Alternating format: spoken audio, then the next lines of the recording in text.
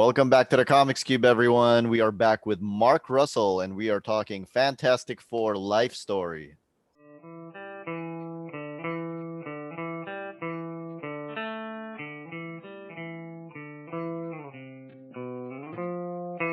Hi, Mark. How are you doing?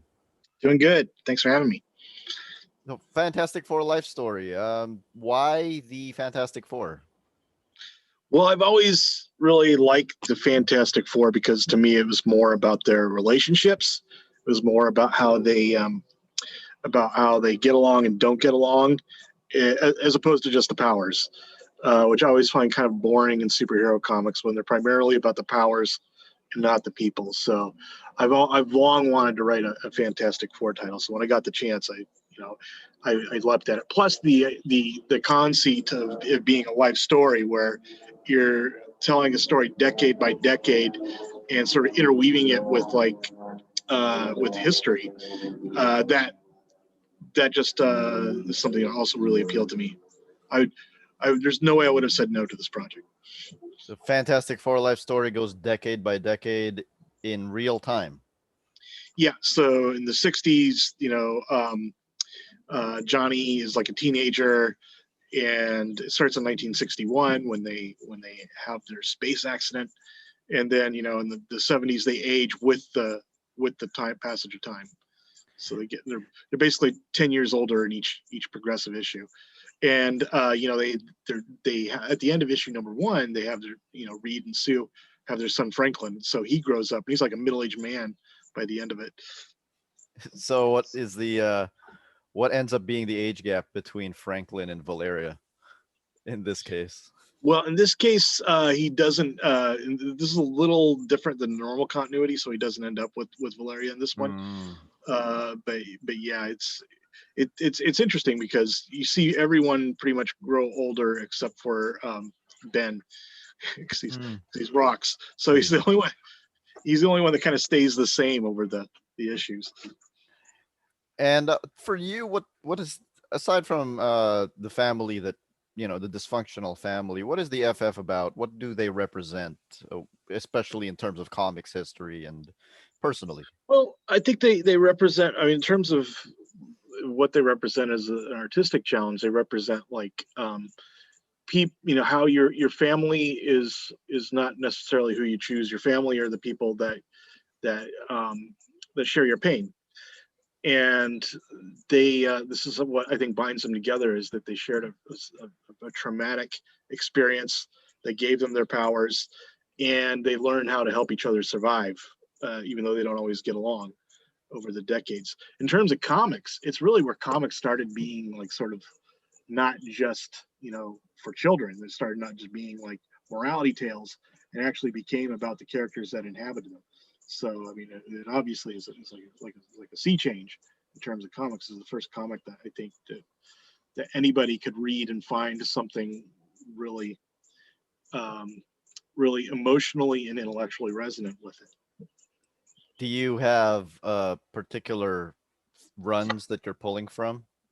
Because this is consolidating the Fantastic Four's history with real world history. Am I right? Or yeah, with real world history, although it's not very slavishly devoted to the actual continuity. Like I kind of tell my own story about them using the characters from Fantastic Four and there are some like bits and pieces borrowed from the actual continuity. I think it was issue number 51 plays very prominently into the first issue set in the 1960s, about where it's about Ben getting the opportunity to turn his back on the Thing and become Ben Grimm again. This man, this monster. Yeah. And so I pick and choose what I pull from the actual continuity of Fantastic Four to tell this story, but it's not like X-Men Grand Design or something where it's just trying to tell the story of the Fantastic Four in a condensed version. It tells like a story, like these would actually, you can actually read these as comics, not as sort of compendiums of their history, but it weds it a little more to our history, to our world. Yeah. The first 3 issues are really more about like how the Fantastic Four live and operate against the backdrop of world history, And then the last three issues set in, the 90s, the 2000s, and the 2010s are actually more about how our world was changed by the Fantastic Four, about how things are different in that world than they are in our world because of the things the Fantastic Four and the other heroes of the Marvel universe had done in the first three issues. Is there this is not this is not in any continuity, right? It's not connected to Spider-Man life story or anything. It's no, it does have like sort of a couple nods, a couple winks to Mhm. the Spider-Man life story, but it's not in continuity with it. It Okay. doesn't like the relationship that Peter Parker had with Reed Richards in Spider-Man life story isn't really picked up on in the Fantastic Four life story. Spider-Man does show up, occasionally, but it tells its own story. It's not really meant to build into that. In terms of runs, though, that I know, not continuity wise, but like the tone of the runs that you're pulling from, are there any particular runs that you're trying to channel the energy of? No, not really. In fact, I tried to be a little bit different tonally with each issue. Mm, Like each one's got like a sort of almost a different genre. Like the first one is very much like so almost like 2001 Space Odyssey. It's about like awesome. the sort of the dangers of like reaching out into space and science, very sort of high concept science fiction. And then the 70s one is more, I think, about like sort of social change, and it's more sort of more grounded and earthy. And I think it's probably um, more like a movie you would have watched in the 70s, like Mean Streets Mhm. or Alice Doesn't Live Here Anymore. And then the 80s one is very much steeped in sort of Cold War, like a Cold War thriller. Yeah. And then the 90s one is more like a comedy or like a romance. So almost like Cool. a rom-com almost. So I didn't want to like just sort of channel runs and get too deep into like trying to do a tasteless or tasteful but pointless homage Hmm. to Fantastic Four of the past. I really wanted this to sort of be its own thing and to encompass a lot of different flavors.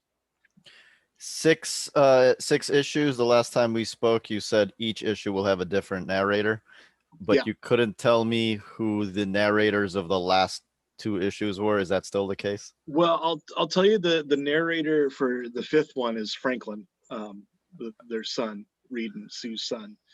And then the sixth one, it's a little weird. It's Reed, but it's not quite Reed. It's I'm not going to Okay. do it justice without giving it away, but you'll see.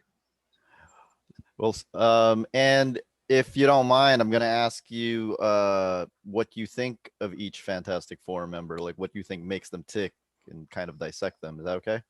Yeah, yeah. Well, I think one of the things that's interesting about the Fantastic Four is that a good way, as a writer to understand characters is to try to understand what they want. Mm-hmm. And the Fantastic Four are interesting because they all kind of want very different things. Like Reed wants to save the world. I think that's kind of what makes him tick, is he wants to be the one who saves the world and protects the planet. Sue wants to change the world. She wants to have an impact on the lives of people as opposed to like just saving the planet as an idea. Johnny wants basically to have a good time. He just enjoys being a superhero and being famous, and just thinks life is a party. And Ben kind of wants the life that was denied him. Ben kind of wants to feel the love and to have the normal life that he feels was taken from him when he became the Thing. And that's kind of what motivates each of the characters, in my opinion, and it's sort of what drives the conflict between them in this version. Does everyone, when a character shows up, do they show up in the decade that they first actually appeared in? So, for example, if you introduced Alicia Masters, would it be in the 60s or would it I be? try to do that, like characters are introduced, but most of the main characters, there's not a lot of real like show up in the 60s. Alicia's like a unique one in that even though she shows up earlier on in the Fantastic Four, in the actual Fantastic Four continuity, she's not really needed for the story until the 90s. So she shows up later in my story. I can kind of piece this together. If you're saying that the 90s one is kind of a rom-com and it's narrated by Ben Grimm and Alicia shows up in the 90s. Yeah, you're starting to get the idea, but Yeah. and rom-com might be too generic a term. It's a romance, but it's also kind of sad because it's about how much like of Ben's life, has been not at all what he planned on. It's about how he feels like his life has been, even though he's one of the most famous heroes in the world, he feels in a lot of ways his life has been kind of wasted. And how do you handle a name that we haven't mentioned yet, but I'm pretty sure is going to show up, Doctor Doom? Oh yeah, Doctor. I don't want to talk too much about Doctor Doom, but yeah, plays a very prominent role in the series. He shows up in like the '70s issue, and yeah, stays with us pretty much through the entire series. It's like the constant big bad of the He's one of Fantastic yeah. Four. There's a few villains that sort of like show up in multiple issues. Can I can I ask who the first villain that you're going to use is? If you're going to, Well, most the fans, I think, overarching the villain that like most of the series is built around is Galactus. okay. Like Reed, they discover when they go on their flight, it alerts Galactus to the presence of Earth, and so Reed feels this enormous guilt, like, oh my God, I'm the reason that Galactus is coming to Earth, and he's the only one who really knows that Galactus is coming to Earth because when they were pelted by gamma rays, he develops the psychic connection to Galactus, and Galactus sees him and knows that the Earth is there and begins coming towards the Earth. And Reed knows that it's the psychic connection that he developed with Galactus when he was pelted by gamma rays that is probably going to be the destruction of the Earth. And so he's trying to devote his life to stopping that from happening, to somehow making up for his mistake. Do you, when Galactus first shows up in Fantastic Four number 48, he's the biggest villain at that point that they've ever faced. And at this point, there have been so many, they've scaled up so many times. Kirby created the Celestials. Thanos showed up with the Infinity Gauntlet and everything. Mm-hmm. How do you return Galactus to that stature? Well, he is sort of like in this version a force of nature. It almost like the equivalent if today we found out an asteroid was heading for the Earth, it was going to be here in like 5 years. It would be kind of hard to focus on anything else. Mm-hmm. I mean, we would still be going to work. We'd still hate, the neighbor who keeps letting his dog poop on our yard, and we'd go through our daily activities. But in the back of our mind, and we'd always be thinking, like, in 5 years that asteroid's going to come hit us. And so other villains sort of show up, and they have to take care of them. But it's really the overarching threat that Galactus is coming, and there's nothing on Earth that's really powerful enough to stop him. That sort of drives the sort of existential conflict of the series. The Fantastic Four was basically where a lot of the Marvel universe was created, and introduced a lot of elements to the Marvel universe. So in Fantastic Four Life Story, who else factors in? There's the Mad Thinker. He plays a pretty prominent role. There's Black Panther and Captain America show up. Tony Stark plays a pretty prominent role as well. There's some historical figures who show up. I don't know if I can legally name them because I think we're in the process of trying to like dance around whether or not we can use their actual names.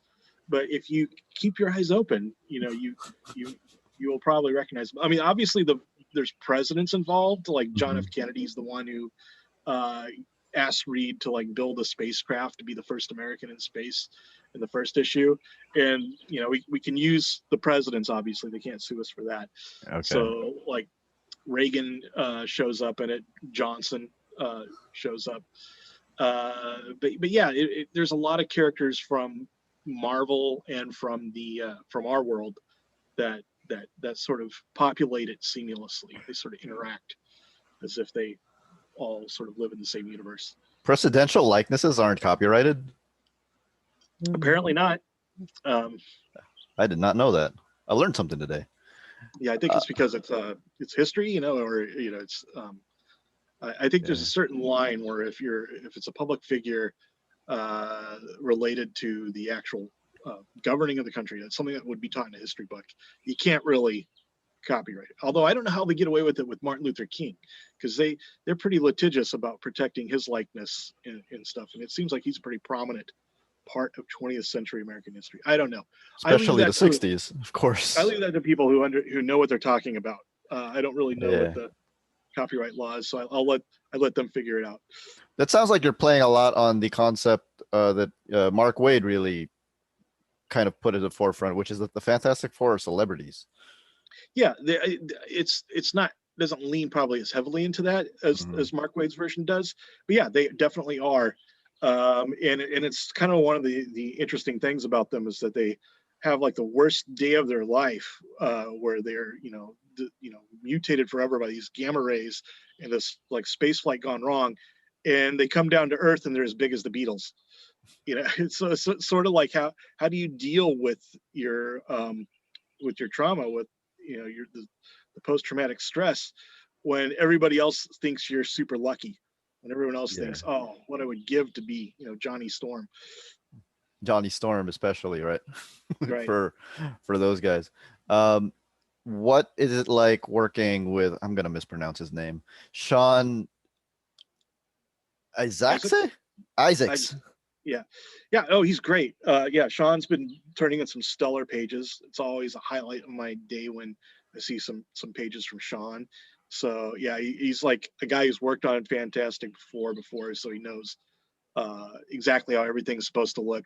But he doesn't just turn in like he doesn't just phone it in. He really puts a lot of thought into this script and what it needs. And one of the conversations we had early on was about how we wanted Galactus to not look like a character as much as like a force of nature, just something that cannot be bargained with, something that has intelligence and volition, but is so far beyond what we can grasp that there's almost no point in talking to him. It'd be like, if a cockroach tried to talk to us or something. So, and he really brings that really well. Like when you see Galactus, he just looks like some terrifying force of nature, like a tsunami or something coming. Which yeah, I think he's really nailed it. So I'm assuming the Silver Surfer also shows up. Yes. What's your take on Norrin Rad? Oh, he's probably my favorite of all of the Fantastic Four villains, and I think largely because he has made this Faustian bargain, where he saved his world, but for the price of being the herald who will lead Galactus to destroy thousands of other worlds. So in a lot of ways, it's like that's the weight of that moral guilt. And after the longer he goes, the longer it's become since he actually remembers his own homeworld that he came from, that he the less he can feel good about having saved his homeworld, and the more feeling like he is a genocidal murderer by destroying these other planets, the more that begins to sort of take over. Yeah. So by the time we meet him, he's been at this for a long time, and he's almost all just like sort of a walking quilt of regret and justifications.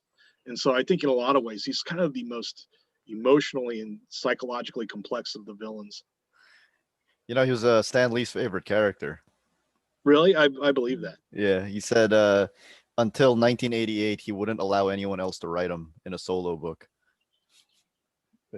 Oh, yeah, Silver Surfer is a great character. He's very Shakespearean. Yeah. You have some recurring themes in your work. I just want to ask how much of that we can expect, because now you hear the name Mark Russell and you think of themes like like faith or the free will of man and everything.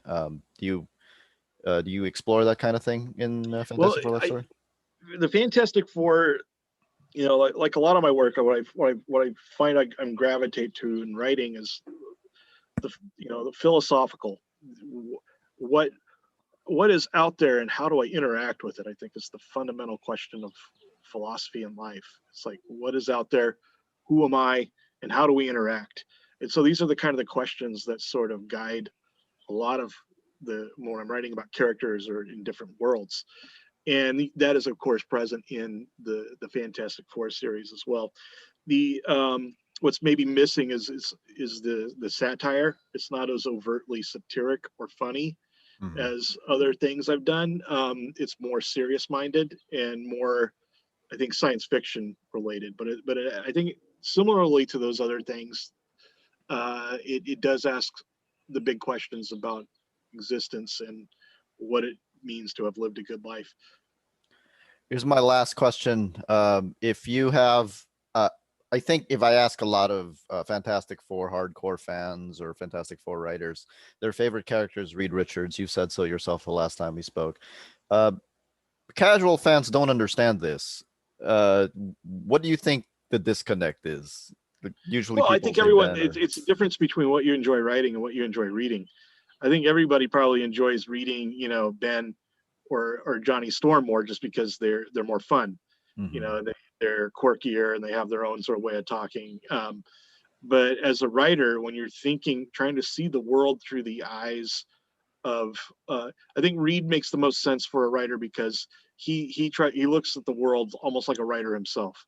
He looks at the world like how is this all connected? How do I save this? You know, what are the right Jenga sticks to pull out of this puzzle to make it all okay in the end? Which is very much how a writer approaches, kind of a story. It's awesome. Fantastic Four Life Story is out on May 19th. Yes, And you people can pre-order it right now or please just do. go to your local comic shop. Thank you, Even better. Mark Russell. All right. This was Thanks a lot, great. Jose. Thank you. Bye.